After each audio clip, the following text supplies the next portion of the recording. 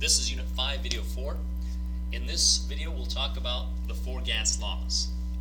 Now, the 4 gas laws will be using the 4 measurables about a gas, the 4 things you can measure about a gas, and that's temperature, pressure, these we talked about separately. You can also talk about the volume of a gas, so we've talked about volume before. Now, this we haven't talked about yet, but it's related to the amount of gas, how much gas you have. It's not grams, but it's something called moles. We didn't really study moles too much, yet you'll study it more when you take full chemistry, a full course of chemistry. A really important concept, but it's how much amount of gas, how much gas you have, so we can still use that to describe amount. We're going to apply these 4 variables, put them together to come up with 4 gas laws. The first gas law is called Avogadro's law, and this gas law simply says that as the amount of gas increases, your volume increases. So an example of this simply would be if you have a balloon, here you have a small balloon with a bunch of gas. If you were to add more gas to it, if you add gas, which means you're blowing the balloon up, the volume of the balloon goes up. Now that makes sense because the more gas you have, the more particles you have pushing inside the balloon and expanding the volume. And that's what this means. So this is called a direct relationship. So N and V, N here is moles or amount. Amount and volume are directly related. Now this is true if temperature and pressure, the other 2 variables, are held constant. If they're not held constant, for example, if you reduce the temperature, say if you cool this gas, well, as you cool it, you'll see it'll shrink. At a smaller temperature, a balloon will be smaller. That's why these have to remain constant. Now, there's also a small equation here. We're not going to do too much with this equation, but realize this is how you represent a direct relationship. You have amount and volume divided by each other to give you K, which is a constant. Anytime you want to show a constant in math or in science, you divide the 2 variables by each other. If you want to show a direct relationship, that is. Alright, so this is Avogadro's law, and it's actually named after Mr. Avogadro, who came up with the idea of moles. He's usually a fine-looking young man of interesting facial features. The second law is Charles' law. Now, Charles is actually a last name, not a first name, even though Charles is also a first name. This is Mr. Charles. And he came up with a law that dealt with temperature and volume. Now, as temperature goes up, as you heat up a gas, the volume goes up. So think of a balloon again. Think back to the balloon. Here you have a balloon, say at a temperature is 0 degrees Celsius, or maybe here, let's warm it up, 10 degrees Celsius. Now what happens if you make the balloon at 50 degrees Celsius, if you really take it to a hot atmosphere? What will happen to the balloon? Well, the balloon should blow up a little more. The volume should go up. And that would make sense because the particles are now moving faster. Now you haven't added any molecules. In fact, here it says that amount is staying constant, and so is the pressure. The amount and the pressure are remaining constant. So you didn't add any molecules, so really I should have the same number of molecules before as I have after. 2, 4, 6, 8, 10, 2, 4, 6, 8, 10, 12, so 2 more right here. So I didn't add any more molecules. It's now that they're hotter, they're moving faster, expanding the volume of the balloon. They're going faster now, and the balloon is now at a bigger volume. And that's the idea. This is also a direct relationship, so you can divide the 2 variables to get yourself a constant. And they're directly related. This is actually how hot air balloons work. Early on, and this is why Mr. Charles is kind of given the fame for this, he came up and he worked on some hot air balloons.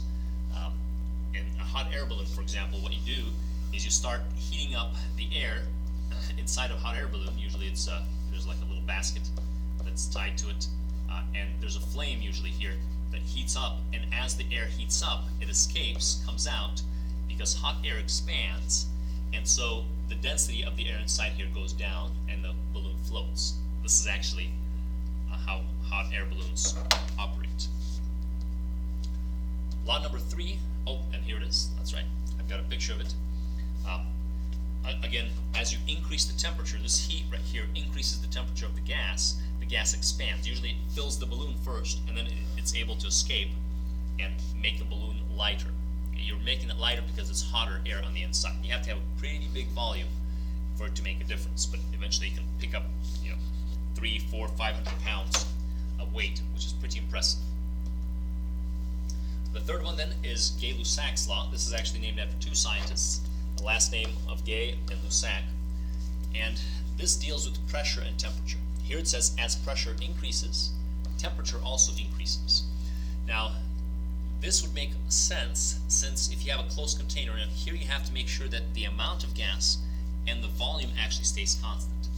So you can't really, I should show this with a balloon because a balloon has an increasing volume, so a balloon will not work. But if you think of a canister like a spray can, right? Here's your spray can. Spray cans oftentimes have gases inside of them, and that's actually what makes it spray out is the pressure due to that gas.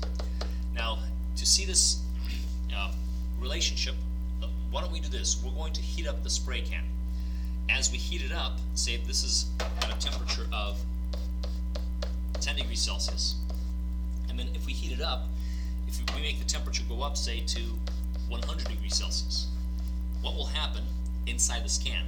Well, we haven't added any moles, we haven't added any gas, and we are not allowing it to expand. Well, the pressure inside has built up because it's rigid, it's closed. Now the pressure is really building up. This thing wants to explode, and that's why there's actually a warning label on the back of spray cans saying do not throw into fire, because eventually that pressure will build up to a point to where this will rupture, break, and then cause a lot of damage in the meantime. So that's why as temperature increases, pressure increases, or vice versa, as pressure increases, temperature increases. It turns out it doesn't matter which you move first, the other one will move up with it. And again, the relationship is direct, so you divide the two numbers to give you a constant. This is a direct relationship. And then lastly is Boyle's law. Now, Mr. Robert Boyle, who's a flamboyant character, here he is. He did a lot to increase our knowledge of gases and chemistry in general, actually. And Boyle's law deals with pressure and volume. So as pressure increases, volume decreases. You'll notice this is the first law that's inverse. That's opposite. And to represent mathematically an inverse law, what you do is you multiply the two variables to give you a constant. So pressure and volume are inversely related. Again, this is as long as the other two are held constant. Temperature and moles are held constant. The way to show you this is usually with a syringe. If you think of a syringe that has a needle, we'll say, and usually syringes have graduations on them, just like grad cylinders. And there's usually a plunger here that you get to press. As you push the plunger, what happens if you stopper this end, if you close this end off, maybe with a rubber stopper or your finger even, as you press down on the plunger, you'll feel resistance. You'll feel that there's more pressure. Now, if you read, say if this was 10 milliliters to begin with, and if you press the plunger down and it's down now to 5 milliliters, you've reduced the volume has gone down, and the pressure has gone up, and you can feel the pressure because you have to put the pressure in there. And it's going to go up by the exact same amount as the volume goes down by. So if you go from 10 to 5, your pressure will double. So the pressure will go from 1 up to 2. You can double the pressure pretty easily using just your hands. If you want to triple the pressure or quadruple the pressure, you have to reduce the volume by that same amount, by a proportional amount. And that's what Boyle's law is all about, what it boils down to. All right, so these four laws, we're actually going to study them qualitatively, and then eventually we'll do some problems with them. We'll do some math with them. And we'll actually do gas law calculations in the next video. So this wraps up for us, video 4.